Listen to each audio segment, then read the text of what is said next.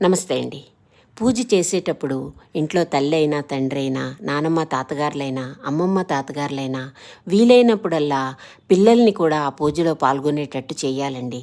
అలాగే మనం పూజ చేస్తున్న ఫోటోలు రామకుటుంబం గానీ, శివకుటుంబం గానీ, వెంకటేశ్వర స్వామి, లక్ష్మీదేవి గురించి గానీ, అలాగే మన గ్రామదేవత ఎవరో, మన కులదేవత ఎవరో కూడా పిల్లలకి అర్థమయ్యేటట్లు చెప్పటం వలన పిల్లల్లో తరతరాలుగా వస్తున్న ఆచారాల్ని పాటించాలి అనే బాధ్యత తెలియజేస్తుందండి. ముఖ్యంగా ఇంట్లో పెద్దవారు నానమ్మ, తాతగారులు, అమ్మమ్మ, తాతగారులు ఉన్నప్పుడు వారితో పిల్లలకి కథలు చెప్పించడం, అలాగే వారితో మాట్లాడడం ఇవన్నీ చేయటం వలన పిల్లల్లో పెద్దల పట్ల గౌరవం, అలాగే కుటుంబ గౌరవాన్ని పెంచే బాధ్యత తమ మీద ఉందని పిల్లలు తెలుసుకునేటట్టు చేయాల్సిన బాధ్యత తల్లి తండ్రి మీద ఎంతైనా ఉందండి.